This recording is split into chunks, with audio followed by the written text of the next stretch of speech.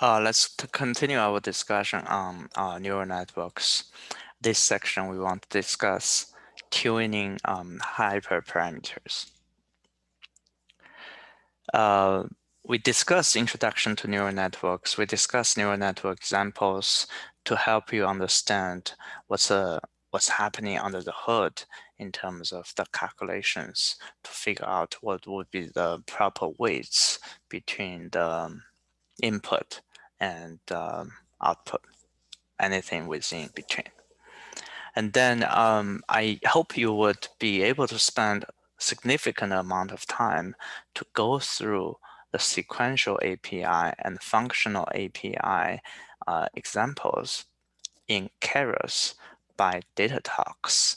Those two videos that I shared from YouTube. More than two, also some discussion about the data in Keras and how to install the package as well. So in general, those would be really helpful for you to be hands-on in terms of implementation of the neural network model.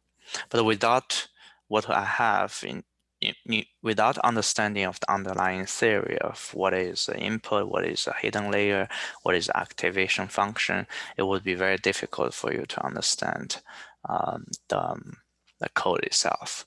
So once you finish those videos, now it comes to the natural point for you to think, how can I exactly to think through what type of hyperparameters I could use in my model, right?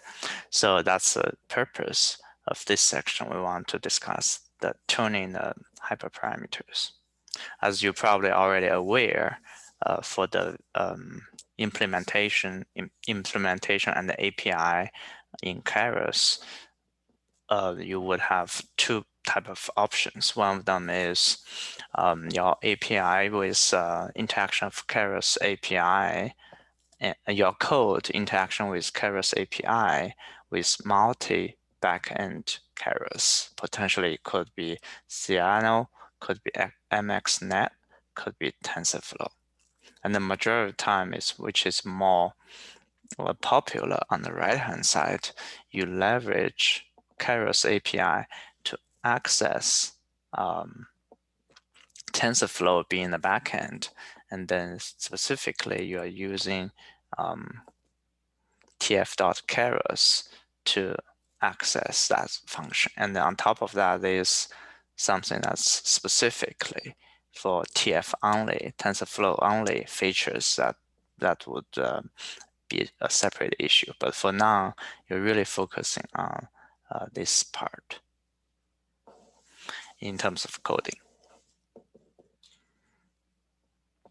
So I want to, before we talk about the hyperparameter tuning, I want you to be aware the difference between neural network and deep learning.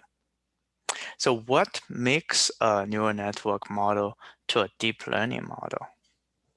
It really depends on how complex your model is. Typically, the more layers, we talk about this later, which we already talked about, which is really a lot of hidden layers. The model has, then the deeper the model is. So currently, industry has a benchmark cutoff of around 2+ layers, but typically we think that for deep learning model in production, it should have somewhere between 3 to 12 layers. So in other words, deep learning is just deep neural network, which usually would have 3 to 12 hidden layers in between in neural networks. Of course, it could be more complicated than that, meaning it could have more layers as well if need warranted.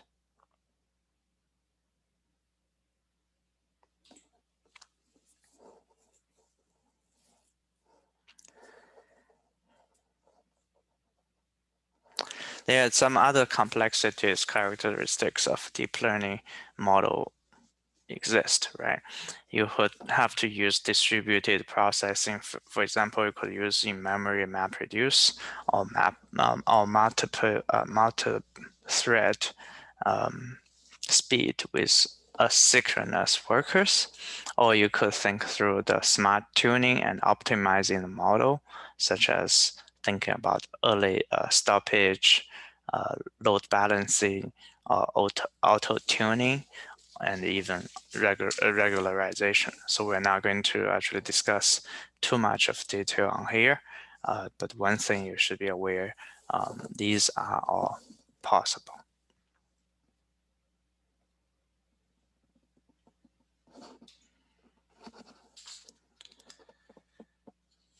So just be aware, some of the models are not considered to be deep learning models. For example, linear models are not going to be deep just because it essentially only have one layer, no hidden layers at all.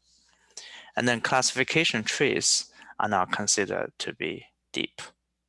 The trees are split based on original input space rather than having a lot of intermediary hidden layers or hidden nodes to identify the relationship. And we started SVM and kernel methods only have 2 layers. They are not deep either. And if neural network only have one hidden layer, then we don't think it's going to be deep, and we don't don't consider that as deep learning at all. That's just another perspective. So with that being said, deep neural network essentially is deep learning. So deep learning field studies deep neural networks and more generally models containing deep stack of computations. Even so, many people actually talk about deep learning whenever neural networks are involved, even with shallow ones, simple neural networks still considered to be deep learning. So it's kind of at this stage, both of those two are kind of used interchangeably. However, in next week, next module, we're going to spend more time on deep learning, meaning more complex neural networks. So let's think about what you can do by fine-tuning the neural network hyperparameters. So what you need to do is a couple of major things you could play with. One of them is a number of hidden layers. Second one is a number of neurons. Third one is a neural learning rate. And you can leverage randomized search.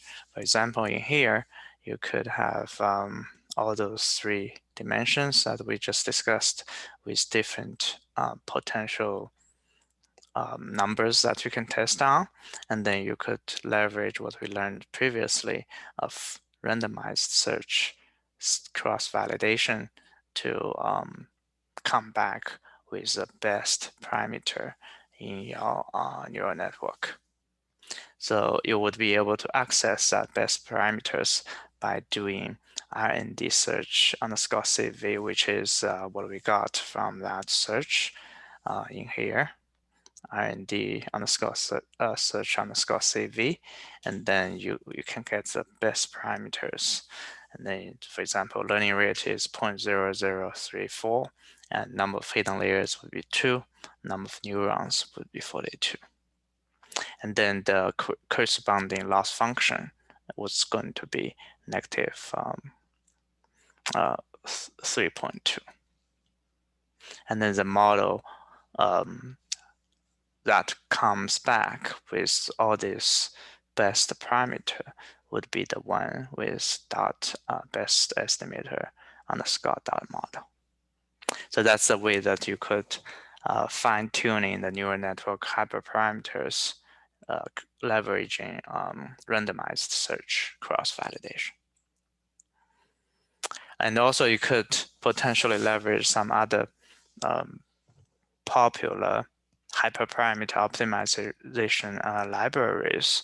This include this list here: hyperopt, hyperIAS, Keras tuner, scikit optimize, spearmint, hyperband, and sklearn deep. So all of this you could potentially in the future you could explore when you really want to get into this. And other than those three parameters that we just discussed, you should be aware that you should also consider some other potential hyperparameters you want to check. For example, what would be the optimizer, the methodology that's used for the optimization, you potentially could be adjusted. You could also consider the batch size in the model as well. And you would think through what type of activation function should be leveraged. And then you, as we mentioned earlier, you have the most popular 6 to choose from, and then you can have as many as 600 to choose from. And in case that some of the popular ones do not work on your data set. So at the end of the day, it's very much difficult for you to figure out what would be the best parameter, but you have to have a good understanding of your data. You have to test on that and figure out what would be the best for a combination of all of these potential hyperparameters. Okay, this actually conclude our discussion on neural networks, and you should spend more time on the coding side to look into exactly how you would be able to leverage Keras to develop a neural network model. I'll stop here. Thank you.